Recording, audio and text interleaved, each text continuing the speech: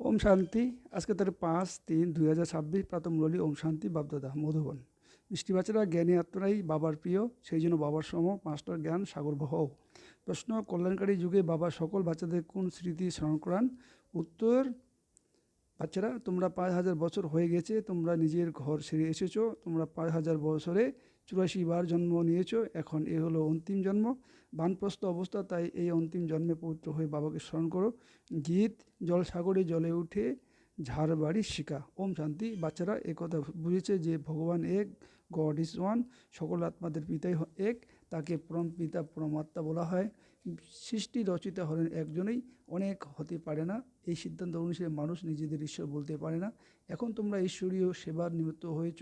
ঈশ্বর নতুন দুনিয়া স্থাপন করেছে, যাকে সত্যযুগ বলা হয়। এই জন্য তোমরা যোগ্যতা সম্পন্ন হচ্ছে। সত্যযুগে কেউই অপবিত্র থাকে না, এখন তোমরা পবিত্র হতে চলেছ। তিনি বলেন, আমি পতিত পাবন। আচ্ছা বাচ্চারা, আমি তোমাদের এই শ্রেষ্ঠ মত প্রদান করি যে আমায় অর্থাৎ নিজেদের নিরাকার পিতাকে স্মরণ করলে তোমরা পতিততম প্রধান থেকে পবিত্র শতপ্রধান হয়ে যাবে। স্মরণরূপী যোগাগ্নি দ্বারা তোমাদের পাপ নাশ হয়ে যাবে। সাধু প্রকৃতিরা প্রভৃতিরা তো বলে যে ঈশ্বর সর্বব্যাপী, এদিকে বলে ঈশ্বর অদ্বিতীয়। আবার এখানে অনেকেই আসে যারা নিজেদের ঈশ্বর বলে। শ্রী শ্রী 108 জগৎগুরু হল বলে। এখন জগতের শুরু তো একমাত্র বাবাই। সমগ্র জগৎকে পবিত্র করেন যিনি, সেই অদ্বিতীয় পরমাত্মা। সমগ্র দুনিয়াকে দুঃখ থেকে মুক্ত করেন তিনি, দুঃখ হরণকারী, সুখ প্রদানকারী। মানুষের উদ্দেশ্যে কথা বলা যেতে পারে না, এও তোমরা বাচ্চারাই বুঝতে পারো। এ হলো অপবিত্র দুনিয়া সকলেই পতিত। পবিত্র দুনিয়ায় যেমন রাজধানী তেমনই পূজা হয়। সত্যযুগে থাকে পূজ্য মহারাজ মহারানী, ভক্তি মার্গে পুনরায় পূজারী হয়ে যায়। সত্যযুগে যারা মহারাজ মহারানী থাকে, তাদের যখন 2 কোলা কম হয়ে যায় তখন তাদের রাজারানী বলা হয়। এই সমস্ত হলো বিস্তারিত ব্যাখ্যা। তা না হলে 1 সেকেন্ডে জীবন মুক্তি। বাবা বোঝান যে অবশ্যই গৃহস্থী জীবনে থাকো, কিন্তু এই অন্তিম জন্ম পবিত্র হয়ে থাকো।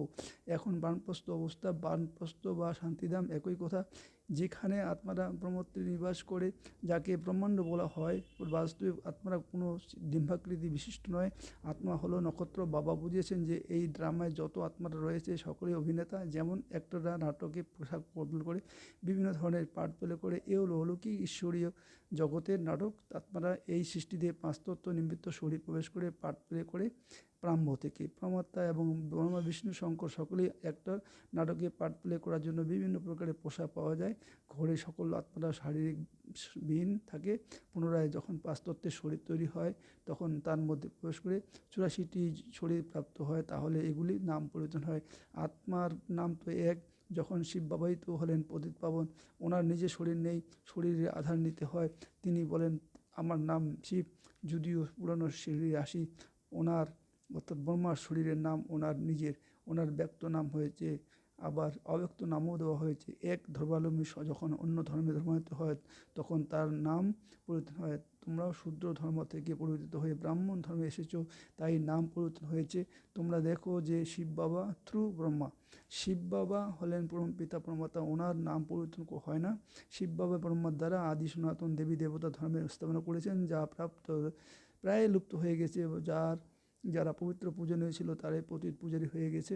84 জন্ম পূর্ণ করেছে, এখন পুনরায় দেবী দেবতা ধর্মে স্থাপন হয়। গায়ন রয়েছে, পরম পিতা পরমাত্মা এসে ব্রহ্মা দ্বারা পুনরায় স্থাপন করান। তাই ব্রাহ্মণই অবশ্যই চাই। ব্রহ্মা আর ব্রাহ্মণ কোথা থেকে আসে? শিব বাবা এসে ব্রহ্মার দ্বারা অ্যাডাপ্ট করেন।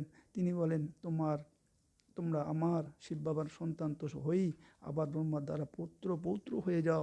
সমগ্র প্রজাদের পিতা হলেন একজনই। এত এত বাচ্চা অর্থাৎ কুমার কুমারী রয়েছে, বা শিব বাবা তাদের ব্রহ্মা দ্বারা অ্যাডাপ্ট করেন। মানুষ কি এ কথা জানে নাকি? বাবা এসে আদি সনাতন দেবী দেবতা ধর্ম স্থাপন করেন। এখন তো নয় যে নতুন করে আসতে থাকেন, যেমন দেখানো হয় যে পল হয়ে গেছে, তারপর পাতায় করে সাগরে ভেসে আসে। এই সমস্ত কাহিনী তৈরি করা হয়েছে। ওয়ার্ল্ডের এই হিস্ট্রি জিওগ্রাফি রিপিট হতে থাকে।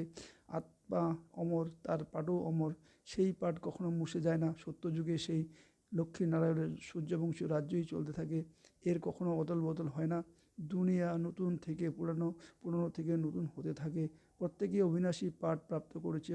বাবা বলেন, ভক্তিমার্গে ভক্তরা যেমন যেমন ভাবনায় ভক্তি করে, তেমনই সাক্ষাৎকার করাই। কাউকে হনুমানের গণেশের সাক্ষাৎকার করাই, তাদের সেই সুভাবনা পূর্ণ করি এও ট্রাপায় নির্ধারিত, তবু মানুষ মনে করে যে ভগবান সকলের মধ্যেই রয়েছে, তাই সর্বব্যাপী বলে দেয়। ভক্তমালাও আছে, পুরুষের মধ্যে নারদ শিরোমণির গায়ন হয়, নারীদের মধ্যে মীরা। ভক্তমালা আলাদা, রুদ্রমালা আলাদা, আর জানে জ্ঞানের মালা আলাদা। ভক্তমালার পূজা করা কখনো হয় না, রুদ্রমালা পূজিত হয়। উপরে হলো ফুল, তারপর মেরুদানা, তারপর বাচ্চারা যার রাজ সিংহাসন বসেন। রুদ্রমালাই বিষ্ণুর মালা, ভক্তদের মালার কেবল গায়ন হয়। এই রুদ্রমালার জপ তো সকলেই করে, তোমরা ভক্ত নও, তোমরা জ্ঞানী। বাবা বলেন জ্ঞানী আত্মারে আমার প্রিয়, বাবাই জ্ঞানের সাগর। বাচ্চারা তোমাদের জ্ঞান দান করেছেন, তোমাদের মালাই পূজিত হয়। অষ্ট রত্নের পূজা হয়, কারণ তারা জ্ঞানী আত্মায়, তাই ওনাদের পূজা হয়। আংটি তৈরি করে পড়ে, কারণ এরা ভারতকে স্বর্গে পরিণত করে। পাস উইথ ওনার হয়, সেই জন্য তাদের গায়ন করা হয়। মধ্যভাগে নরম দানার শিব বাবাকে রাখা হয়, সেটিকে বলা হয় নবতম রত্ন। এ হলো ডিটেল বোঝানো। বাবা তো কেবল বলেন বাবা আর উত্তরাধিকারীকে স্মরণ করো, তবেই তোমাদের বিক্রম বিনাশ হবে, তারপর তোমরা চলে যাবে। অপবিত্র আত্মার পবিত্র দুনিয়া যেতে পারে না। এখানে সকলেই প্রতি দেবতাদের শরীর তো পবিত্র নির্বিকারী, তারা হলেন পূজনীয়। যেমন রাজা রানী তেমনি প্রজাও পূজ্য হয়। এখানে সকলেই পূজারী, ওখানে দুঃখের কোনো কথাই নেই। ওইটিকে বলা হয় স্বর্গ, সুখধাম। সেখানে সুখ, শান্তি, সম্পত্তি, শান্তি সব ছিল, এখন কিছু নেই, তাই এটিকে নরক, ওটিকে স্বর্গ বলা হয়। তোমরা অর্থাৎ আত্মারা শান্তিধামের অধিবাসী। ওখান থেকে আসি পাঠ প্লে করতে, 84 জন্ম পুরোপুরি ভোগ করতে হয়। এখন দুঃখধাম, পুনরায় আমরা যাই শান্তিধাম, তারপর সুখধাম আসবো। বাবা সুখধাম মালিক করার জন্য মানুষকে থেকে দেবতায় পরিণত করার জন্য পুরুষার্থ করাচ্ছেন। এই হলো তোমাদের সঙ্গম যুগ। বাবা বলেন আমি কল্পের সঙ্গম যুগে আসি, যুগে যুগে নয়। আমি সঙ্গম যুগে একবারই সৃষ্টি পরিবর্তন করতে আসি। সত্যযুগ ছিল, এখন কলিযুগ, পুনরায় সত্যযুগ আসা উচিত। এই হলো কল্যাণকারী সঙ্গম যুগ, সকলের কল্যাণ হবে তখন। তিনি সকলকে রাবণের কারাগার থেকে মুক্ত করে দেন। ওনাকে দুঃখ হরণকারী, সুখ প্রদানকারী বলা হয়। ওখানে সকলেই দুঃখী। তোমরা পুরুষার্থ করো সুখধামে যাওয়ার জন্য। সুখধাম যেতে হলে প্রথমে শান্তিধাম যেতে হবে। পার্ট প্লে করতে করতে তোমাদের হাজার হাজার বছর অতিবাহিত হয়ে গেছে।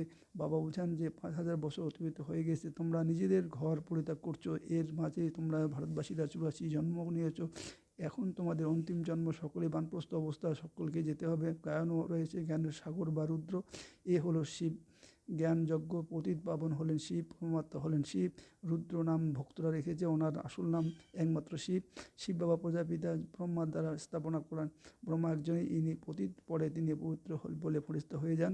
যাকে সূক্ষ্ম লোকে দেখানো হয় তিনি অন্য ব্রাহ্মণ নয়, ব্রহ্মা নয়, ব্রহ্মা একজনই, উনি ব্যক্ত অব্যক্ত। ইনি সম্পূর্ণ পবিত্র। গেলে তখন সূক্ষ্ম লোকে দেখা যাবে, ওখানে হাড় ইত্যাদি থাকে না। যেভাবে বাবা বুঝিয়েছেন, সেই সকল আত্মারা শরীর পায় না, তারা এদিক ওদিক বিচরণ করে বেড়ায়, তাদের ভূত বলা হয়।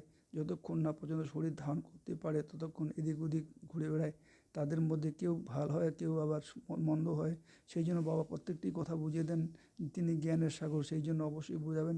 তাই না, 1 সেকেন্ডে জীবন মুক্তি অল্প, এবং বাদশাহীকে স্মরণ করো, তাহলেই সেকেন্ডে জীবন মুক্তি উদ্ধারকে প্রাপ্ত কত সহজ। এর নামই হলো সহজ রাজযোগ। ওরা মনে করে ওটাই ভারতের যোগ ছিল, কিন্তু এ হলো সন্ন্যাসীদের হঠযোগ। আর এ তো একদমই সহজ। যোগের অর্থ স্মরণ, অদায়ের হলো হঠযোগ, এ হলো সহজ। বাবা বলেন আমাকে সেইভাবে স্মরণ করো, কোনো লকেটাদি পড়ার দরকার নেই। তোমরা তো বাবার বাচ্চা, কেবল বাবাকে স্মরণ করো। তোমরা এখানে পার্ট প্লে করতে এসেছো, এখন সকলকে ফিরে যেতে হবে, পুনরায় সেই পার্টেই প্লে করতে হবে। ভারতবাসীরাই সূর্যবংশী, চন্দ্রবংশী, বৈশ্যবংশী, শূদ্রবংশী হয়। এর মধ্যবর্তী সময়ে অন্যান্য ধর্মাবলীরাও আসে। 84 জন্ম তোমরা নাও, পুনরায় তোমাদের প্রথম স্থানে আসতে হবে। তোমরা পুনরায় সত্য যুগে আসবে, আর সকলে শান্তিধামে থাকবে। অন্য ধর্মাবলম্বীদের কোনো অন্য প্রশ্ন নেই। পূর্ণপ্রথা ভারতেই রয়েছে। তোমরাও সূর্যবংশী, চন্দ্রবংশী হয়েছিলে, এখন ব্রাহ্মণ বর্ণে রয়েছ, ব্রাহ্মণ বংশীয় ব্রাহ্মণ হয়েছ। এইসব কথা বাবা বসে বোঝান। যাদের বুদ্ধি ধারণ করতে পারে না তাদেরকে বলা হয় কেবল বাবাকে স্মরণ করো। যেমন বাবাকে জ্ঞান জানলেই বাচ্চারা জেনে যায় যে এটা হলো উত্তরাধিকার, কন্যারা তো উত্তরাধিকার পায় না। এখানে তোমরা সকলেই শিব বাবার সন্তান, তোমাদের অধিকার আছে, পুরুষ অথবা নারী সকলের অধিকার রয়েছে, সকলেই শেখাতে হবে। শিব বাবার স্মরণ করো, যত স্মরণ করবে ততই বিক্রম বিনাশ হবে, পতীত থেকে পবিত্র হবে। আত্মায় যে খাত পড়ে রয়েছে তা নিকাশিত হবে কীভাবে? বাবা বলেন, যোগের দ্বারাই তোমাদের খাত সমাপ্ত হয়ে যাবে। এই অপবিত্র শরীর তো এখানেই পরিত্যাগ করতে হবে। আত্মা পবিত্র হয়ে যাবে, সকলে মশার ঝাঁকের মতো বাঁচাবে। বুদ্ধিও বলে যে সত্যযুগে অনেক অল্প সংখ্যক থাকবে। এই বিনাশ কত মানুষ মারা যাবে, অল্প সংখ্যক বাকি থাকবে, অল্প সংখ্যক রাজারাই থাকবে, বাকি সত্যযুগে 9 লক্ষ প্রজা থাকে। এর উপর গায়ন করা হয় 9 লক্ষ নক্ষত্র অর্থাৎ প্রজা।